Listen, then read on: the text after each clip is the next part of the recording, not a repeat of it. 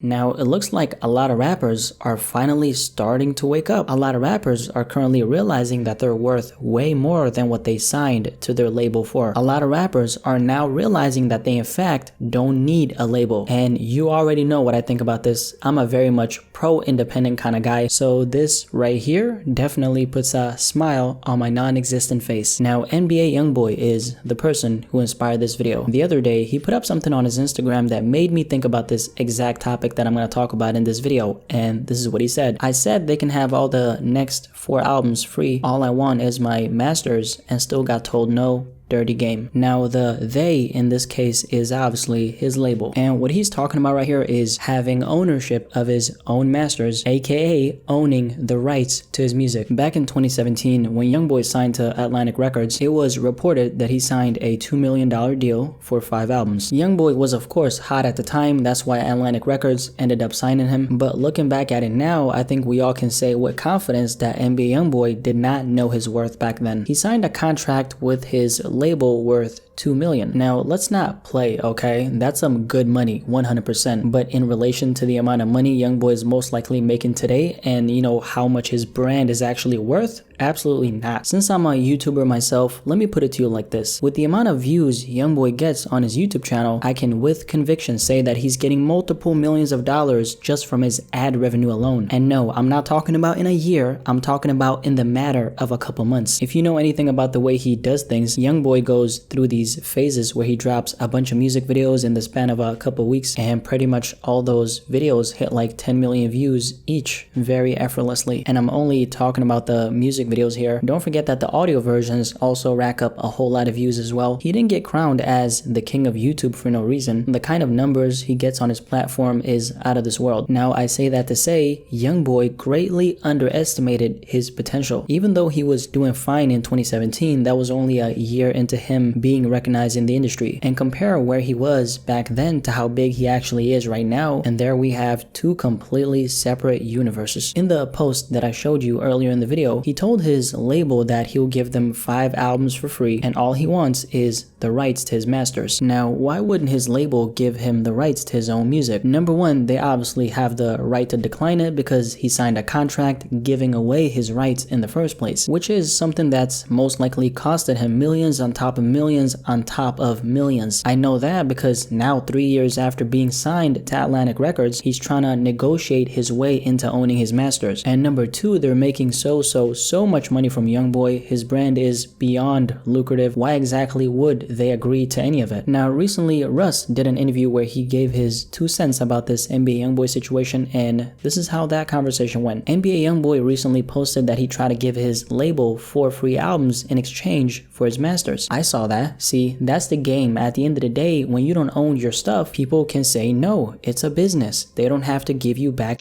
It's sad, but my advice to him would be to not renegotiate the deal. Don't sign off for more albums. Whatever albums you have left, put them out ASAP and get out of the then go indie and flood with 3 or 4 albums on a TuneCore type of service or any digital distributor. Build up that independent catalog. Someone like NBA Youngboy will make $1 million in a month. If you happen to be one of those I hate Russ people, I'm gonna need you to, just for this video, put your biases aside and soak up all the knowledge that he's dropping right now. You don't have to like him as an artist, but the truth is he's extremely successful and has pretty much mastered how to make a big bag as a rapper independently, which brings me to that. Russ is, as of June, a newly independent rapper. He signed a contract with Columbia Records back in 2016, but it wasn't a regular contract, it was more of a partnership. This is a guy who had an extremely big catalog of music out before the Columbia Record partnership / deal. He partnered up with them to experience that side of the game, and he succeeded because he was able to own his independent catalog of music during that process. He built a whole lot of connections in the industry through working with them, and at the end came out 10 times bigger and 10 times richer. And right now in 2020, he is an independent artist, which is a big W. Something I really want to emphasize in this video is you don't need a label label in 2020 as a rapper at all. That mentality is 1000% outdated. You don't have to follow the pre-written blueprint that so many rappers have followed in the past and will keep on following because they either don't know better or, they want to sign to a label for whatever reason. It's not about being right or wrong because, to be quite frank with ya, there's no right or wrong path, but there is options, and the independent way is an option a lot of rappers are afraid of living by. Why would someone like Youngboy sign a contract that's a fraction of his real earning potential? First of all, let me get this out of the way. I think it's really easy for all of us to say, I would have never signed that contract, but put yourself in a situation where you don't know if you're gonna be relevant 5 years down the road because rappers come and go. You get a $2 million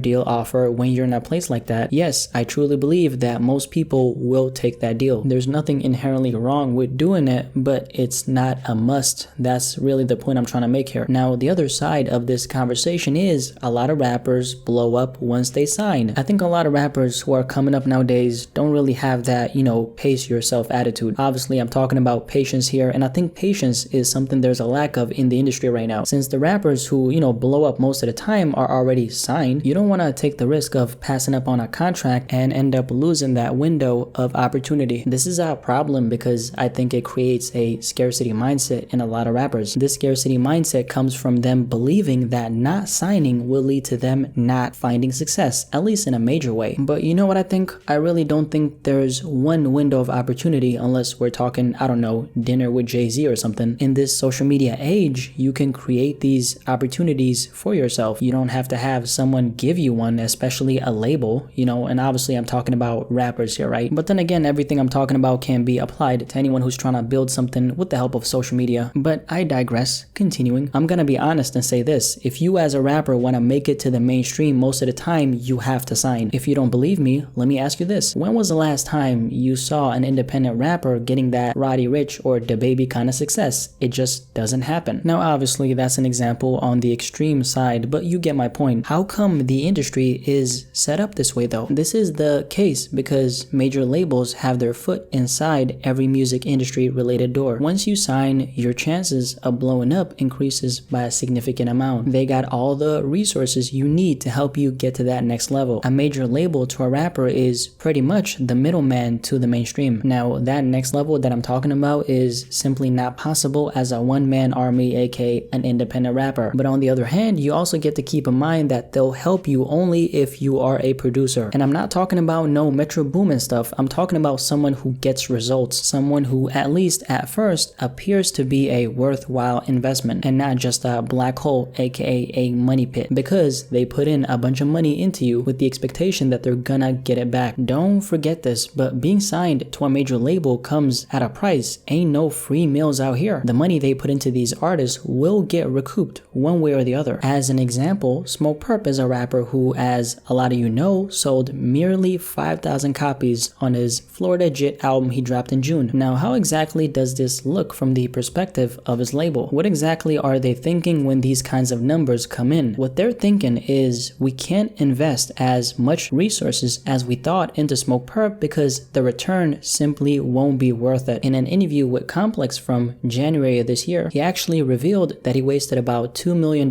recording one of his albums. He recorded around 800 songs for it, which ended up costing a lot of money. He got a Kanye West feature that never ended up getting released. Now those $2 million obviously have to get recouped by the label, and that's on Smokepurpp to deliver. Back to Smokepurpp selling 5,000 copies first week. What a rapper sells during the first week of their album being out is just one way to measure how much in demand they are. I say that to say it's not the end all be all if the numbers are low, but it is an indication of how much people actually mess with you, how much in demand your music actually is. The thing is, when a rapper is on a major label, having that infrastructure backing you up, as in the record label that you're signed to, it comes at a price. For NBA Youngboy, that price is not being able to negotiate his way into owning the rights to his music. And since he's worth 10 times as much as what he really signed for, who exactly is benefiting the most from this situation right here? Is it NBA Youngboy or the label?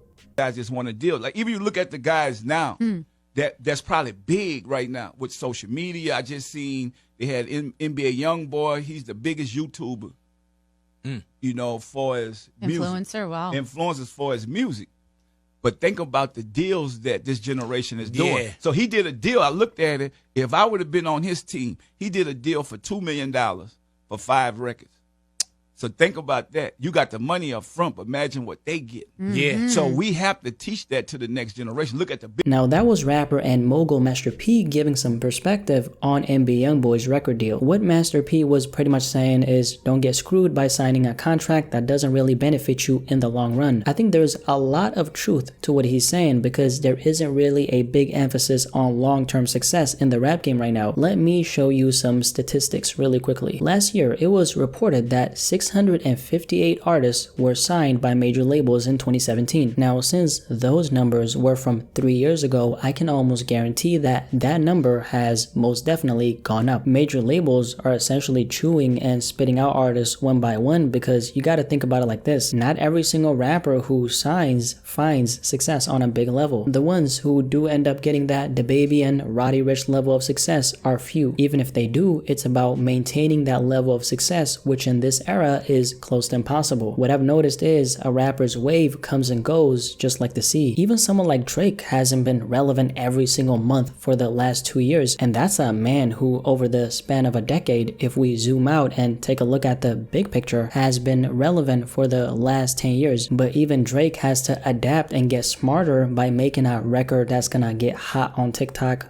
Yes, I'm talking about Tootsie Slide. But we're seeing more and more rappers who are kind of taking the power back by either staying independent, going independent, or like in NBA Youngboy's case, at least seeking and trying to negotiate their way into ownership of their own music. I think this is the right way to do things. I think someone like Youngboy realizes that his label's support is in fact conditional. He's of course a rapper who has a lot of leverage because his brand is very much in demand. His earning potential is out of this world and his label knows that. That's why they declined that offer he gave them. Now, Kota The Friend is a rapper I've talked about in the past. Now, this guy right here is as independent as you can possibly be. He did an interview back in May where he had a really good perspective on why he's still independent. You've remained completely independent since your initial release. Is there anything that has fueled your decision to not sign a major label deal? Well, I enjoy my freedom. I also want my kids to inherit my masters in publishing. I'm trying to put my kids through private school, not some label executive kids. That time is coming to an end. I'm not giving up my hard work to a label so they can benefit from what I've been forced to build on my own. I made it this far, so I might as well keep going. Now, whoa, that's the kind of response and most importantly of all, mentality I can't do nothing but salute Kota The Friend for. This is a rapper who's clearly made up his mind about why the independent way is the way to go. He's already built up his audience to the point where he can tour overseas and sell out shows all over the world without being on a major label. His mentality is, why would he sign so the corporations can profit off of what he's built from the ground up and compromise everything he's been working so hard for? Some people might look at what Kota The Friend is saying and think that this is a really extreme way to look at things, but the way I see it is, not everyone wants to introduce a middleman into the picture, because that's exactly what a label can be a lot of the times if you don't sign the best deal possible, which a lot of rappers don't because they get picked up by the record label right before they're about to make it extremely big, which means they don't have that much leverage in that situation. They have the I'm the lucky one mentality because I'm getting the advance money, which at the end of the day really is a loan the label has to recoup through the profits you end up making. At the end of the day, the label needs the artist more than the artist needs the label because they don't make the art, you do. They just distribute the art. Now, Tory Lanez is also another rapper who recently went independent. The new Toronto 3 was the last project he dropped under Interscope Records, and ever since a couple months back, he's been a free agent. You might remember that situation I made a video on when he was threatening to expose his label. I'm almost certain him wanting to get out of the deal had something to do with it. As of right now though, Tory Lanez owns all of his masters and there's no middleman in between his money. Someone like him being independent is such a good move because he's already an established name in the mainstream. There's not really that much a label can do for him at this point that he can't do for himself. As a matter of fact, ever since he became a free agent, I think his entire movement has kind of skyrocketed. That's of course thanks to quarantine radio, but the point is he's doing really good for himself independently. Being on a major label as a rapper has a lot of benefits, let's not say otherwise. In this day and age, if you know how to make some hits, your name is gonna skyrocket skyrocket, especially if you have that kind of infrastructure backing you up. That's a fact. Just take a look at the boy Jack Harlow. What's Poppin' by Jack Harlow has already been doing extremely well for some time now, but he dropped a remix to the song, which was really fire by the way, and the song featured Tory Lanez, DaBaby, and Lil Wayne. Now look at how fast that song is taking off. You gotta keep in mind, Jack Harlow would have most likely never gotten any of those features if he was independent. But then again, going back to the skyrocketing part, I don't think signing to a label is for everyone. I think a lot of rappers sign because they think that's what they're supposed to do. A lot of the young ones just don't seem to have a vision for their career, and they kind of get caught off guard when they get offered that $2 million deal as advance money, and they're not really aware of the fact that their worth is beyond those $2 million. Like I said earlier in this video, it's really easy for us to say, don't take that money. What I'm trying to say though is, if you're gonna sign, make sure you get the best deal possible. You really don't want to be working hard as hell just to feed your label, especially in your prime years as a young rapper. Rapper or not, you can never get your youth back, period. The absolute last thing you want to do is look back on it and the only thing you did as a signed rapper for the last 4 years was putting out a bunch of albums just to get out of your contract, and that situation could have easily been avoided if you were thinking long term. We're in 2020 though, all the information you need is out there, and that's why I think rappers are finally starting to wake up. That's why NBA YoungBoy is ready to give up 4 of his albums just to own the rights to his music. That's why Russ is a newly independent rapper. That's why Kota The Friend is refusing to sign to a major label. That's why Tory Lanez is ready to dominate the game while staying independent. I'm predicting that in 2020, you're gonna see more and more rappers not only seeking the ownership of their music, which is of course a step in the right direction, but there's gonna be a big emphasis on the independent path as a rapper. Now, very recently, Russ showed off the amount of money he was earning during the beginning of his career. Obviously, he was independent back then. By the way, he did it strictly for inspirational purposes. Some people might think that he's bragging, but I think it's inspiring. If you take a look at the screen right now, as you can see, Russ was eating really damn good, okay? Really good. The point is, you can still get some big bags while not signing that contract, and if anything, this is gonna be the biggest motivator for this new generation of rappers. I think what NBA YoungBoy is trying to do and did is a step in the right direction, and hopefully in the future we see more and more rappers waking up. But yeah, that's all I have to say about this entire topic. What do you personally think though? I know I hit on a bunch of different aspects of this entire signing to a label conversation, but the NBA YoungBoy masters thing, rappers going independent, rappers staying independent, more rappers waking up and realizing that the independent way is a good path. What do you think about all that? Definitely let me know in the comment section below, and let's have a discussion about this.